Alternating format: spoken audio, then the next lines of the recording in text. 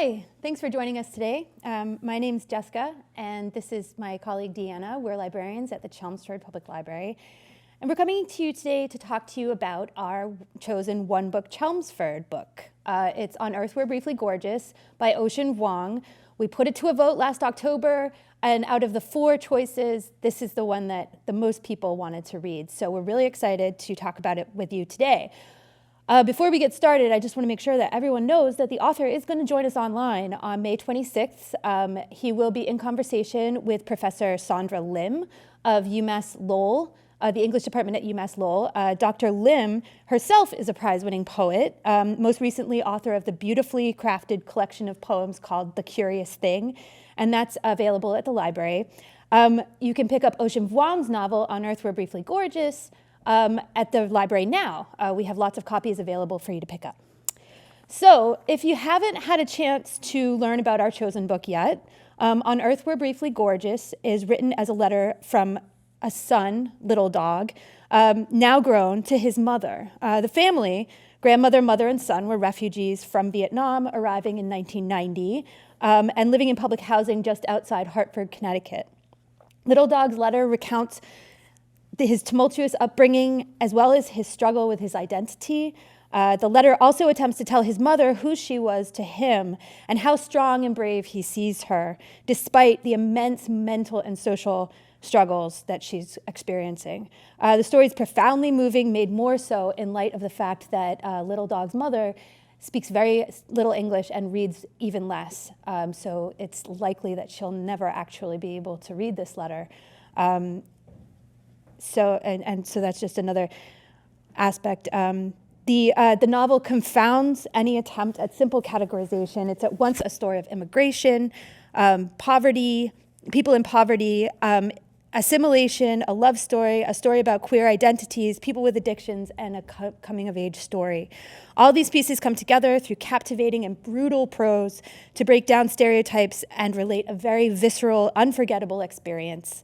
Deanna and I have chosen to talk about this novel with you today by taking 4 themes or aspects of the novel and sort of breaking them down, and then also giving you some read-alikes if you'd like to kind of like spin off from this novel to other great reads. So the first of these aspects that I wanted to talk about is the writing style. And it's very much, his piercing writing style very much comes from his career as a poet. In 2016, his collection, Night Sky with Exit Wounds, was one of the most well-received poetry collections in recent years and was awarded several prestigious prizes. There are echoes of that collection in this novel, On Earth We're Briefly Gorgeous, particularly in the parts on Little Dog's mother and their history in Vietnam and his abusive and then very absent father. In the novel, details have been changed or embellished to create the fiction, and so it strays from straight truth like it would be a memoir. A lot of people were confused about whether or not it was a memoir, but it is fiction. It is a novel. The passage of time is disrupted and nonlinear, kind of like poetry, and so it becomes like reading someone trying to recall a dream. They're bouncing back and forth in time, and different moments come up at different points. He's reminded of other things in history. In his history, there are lines that cut and others that drift, but so much of this novel calls for slow, repeated readings. In fact, as I was reading it the first time, I was dog-earing so many pages that I wanted to refer back to that I ended up just rereading the whole thing. And it is a novel that you can dip in and out of. You definitely want to take some time to chew on some of these lines. They're really, really piercing. There's a great deal of violence and sadness in the novel, as you know, but Vuong's voice and writing injects all of that with glimmers of beauty and love found in the natural world. And it's really a remarkable feat to be able to look back on this experience and still find moments of joy, don't you think? I do. And, because he's a poet and he has kind of that lyrical way with words, you can you can see it. And I actually listened to it on an audiobook form, and he reads it, and it really kind of adds like an additional layer of context because you get his emphasis and kind of his context on top of the actual text. And I think I would recommend that experience. If you like audiobooks, I would recommend that experience as well. Absolutely, absolutely. It reminded me a lot of when I listened to Clint Smith is another poet who wrote a nonfiction book, and when I listened to the audiobook version, he reads it. And there's something about being a poet that makes you like a really great reader, have a really, really great voice and presence. So I think that was part of the audiobook experience too. Yeah, absolutely. So the next, did you have? So our next kind of theme of the book is kind of the immigrant experience, and in particular the Vietnamese immigrant experience. Little Dog is born in a small village in Vietnam, kind of right at the cusp of the Vietnam War. Like eventually his family immigrates to the United States, to Hartford, Connecticut.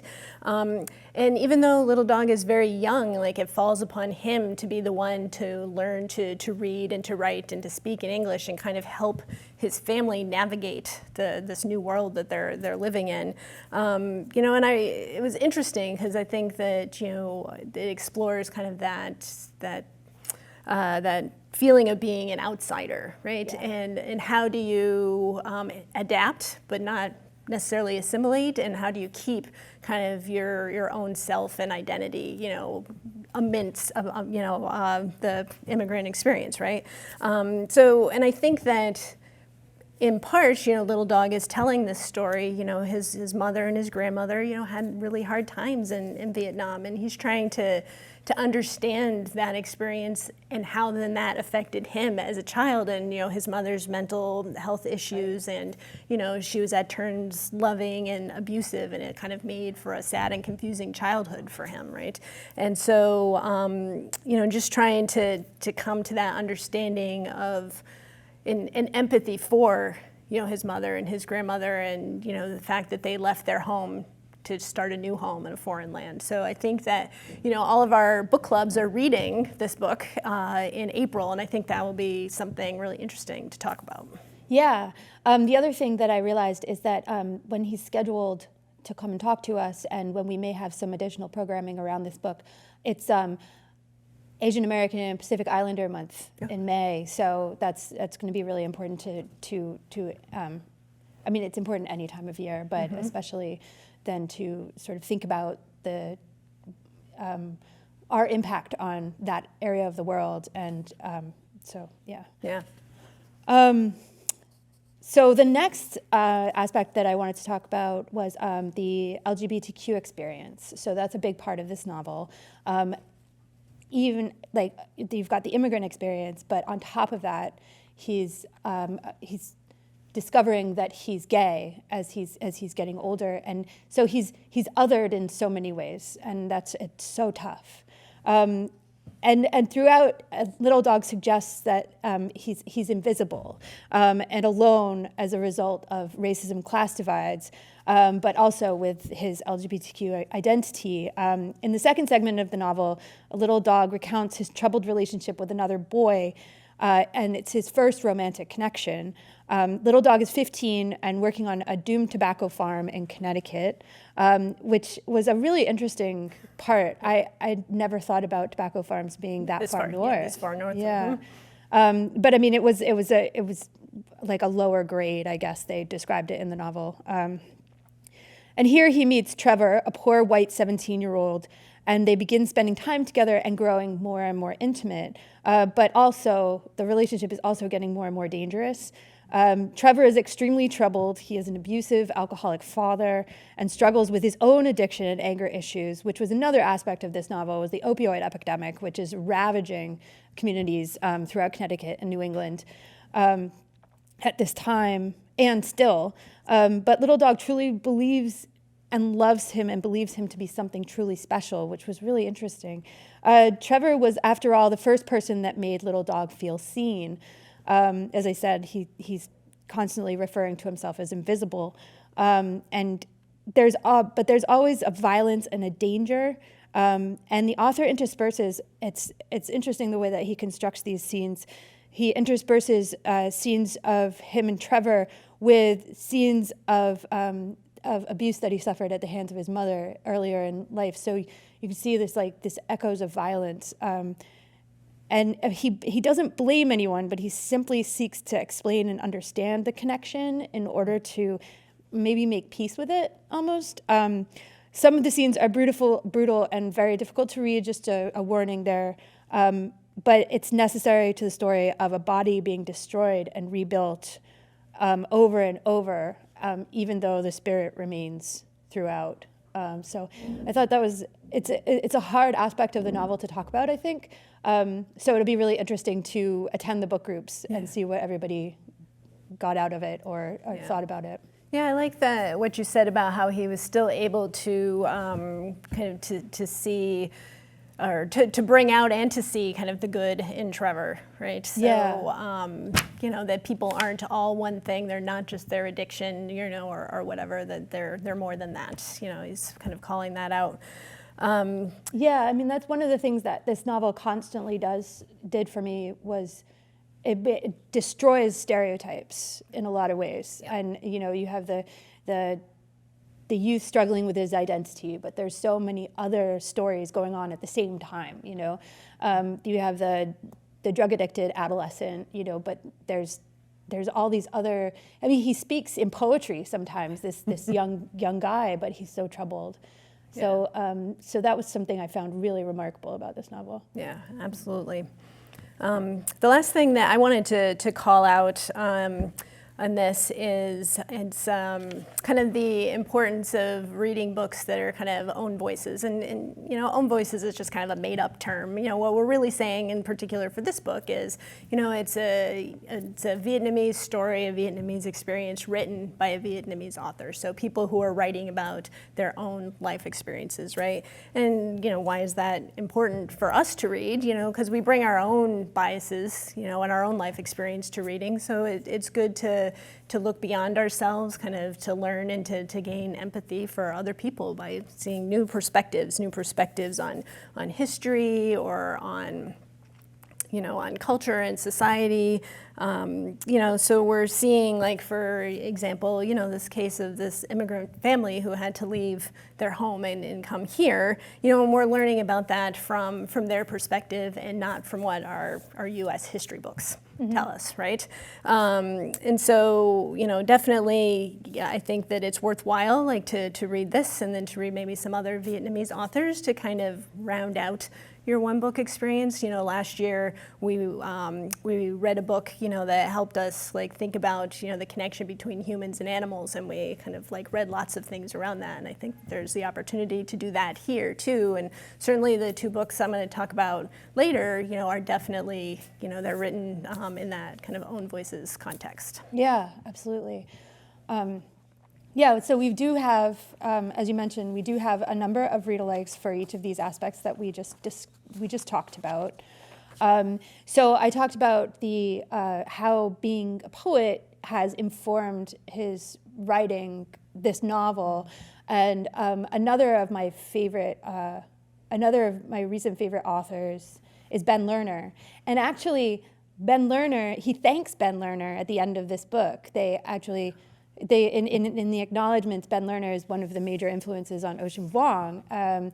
I guess, they're not that much different in age, but they're both in the same community. Brooklyn College, I think, was where they were connected. But Ben Lerner is a celebrated author. I think he was a finalist for, was it the Pulitzer with Topeka School, which I also read, but the one that I brought with me today is Leaving the Atocha Station.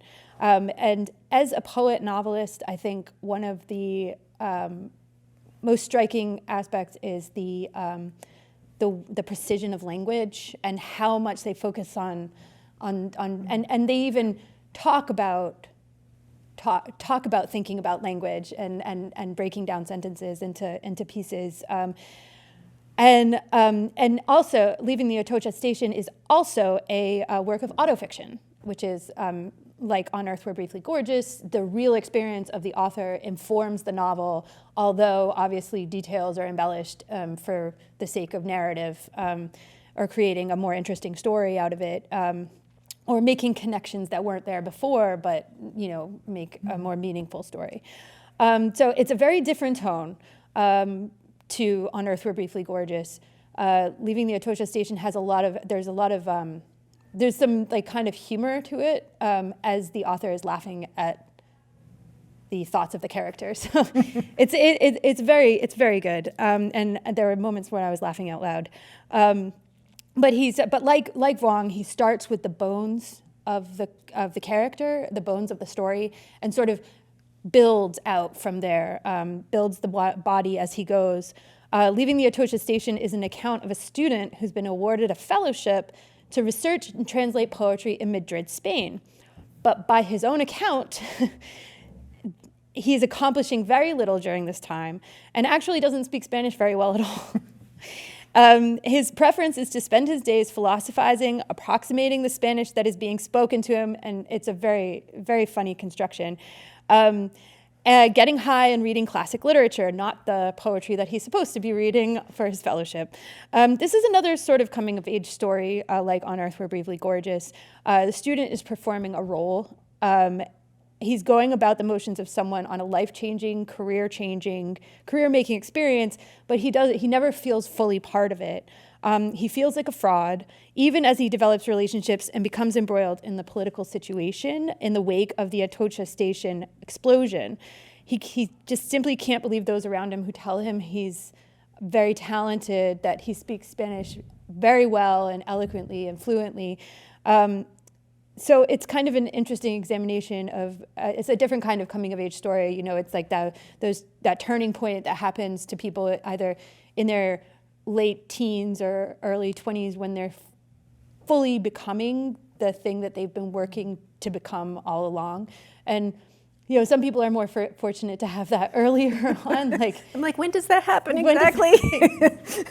Yeah, well, that's what the book is really all about. I mean, yes, he's still young, he's still in his 20s, but he is working towards publishing these or translating these poems and also writing his own poetry book. And by the end, he has actually done that. But it's never fully clear if he's still if he's actually able to accept the fact that he's a real poet, that he's really done it. So so some of us actually get to do that, and some of us are still struggling to do that, or maybe we already are and we just won't admit it. Yeah.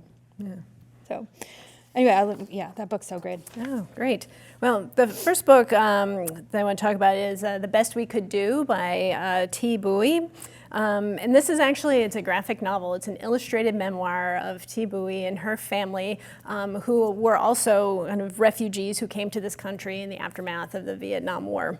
And kind of in much the same way as Ocean Vuong, she's telling the story of her family to understand the story of her family, right? And her impetus is that she's about to have a baby, and so she's about to become a mother, and she wants to understand her parents as people and not just as mom and dad, and understand their experiences so that she can maybe be a good daughter to them and a good mother to her son.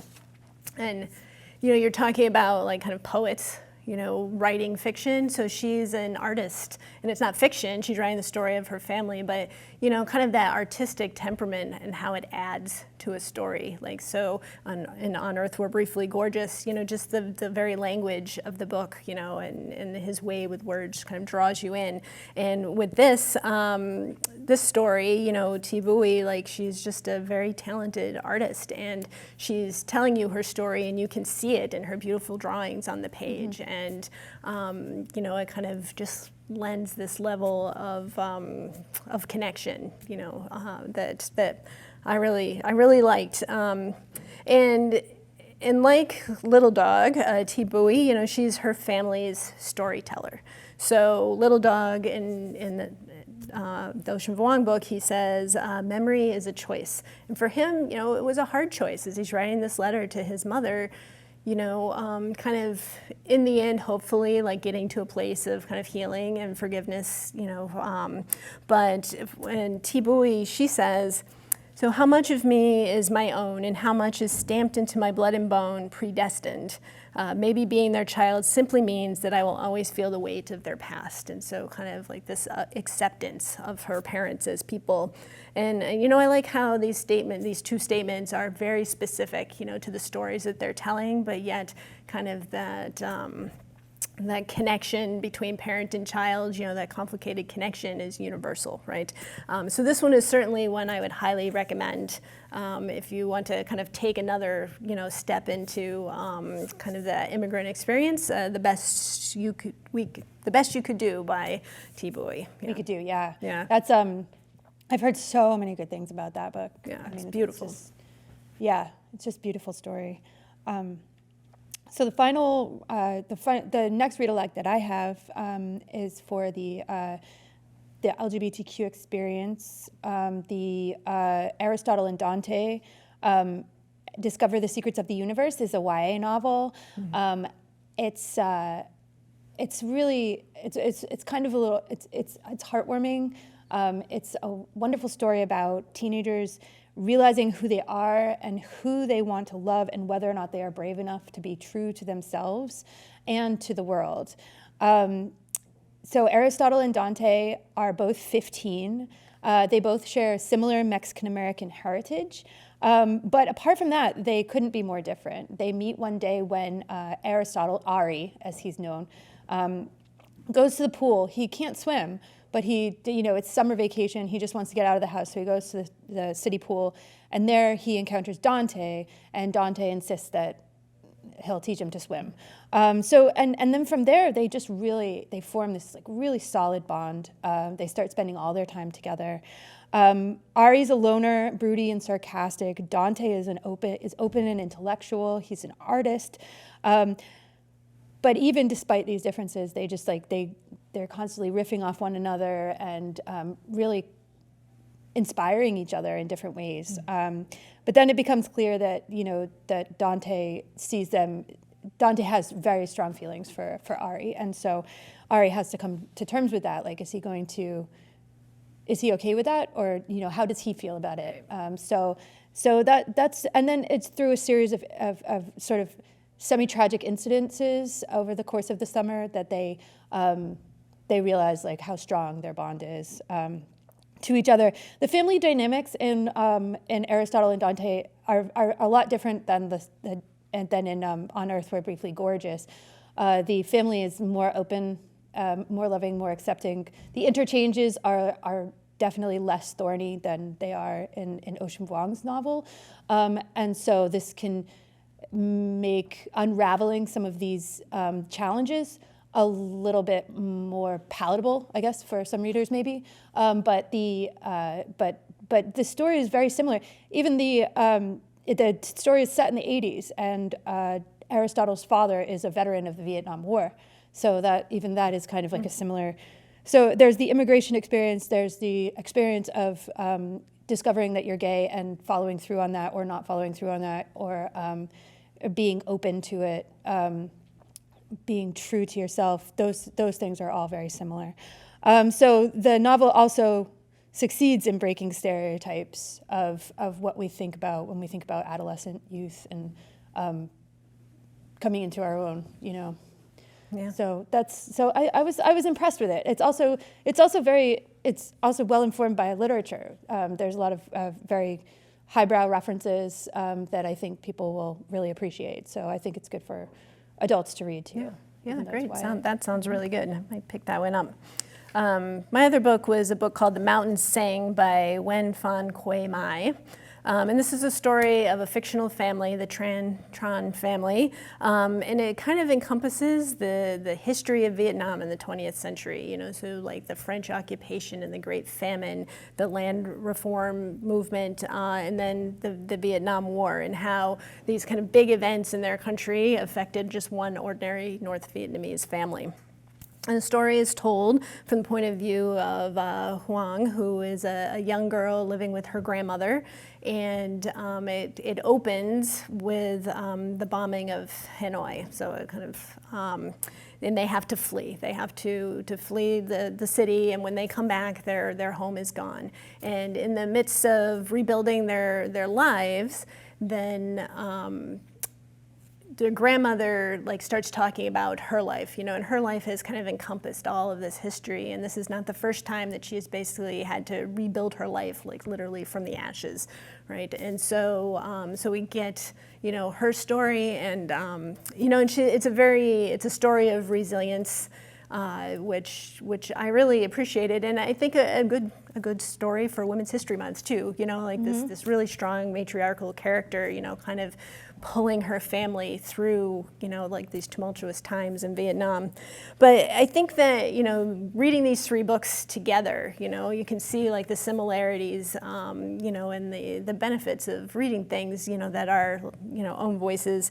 You get, this historical and cultural context, references kind of made in all three books. Kind of a shared experience among these authors who don't know each other, right?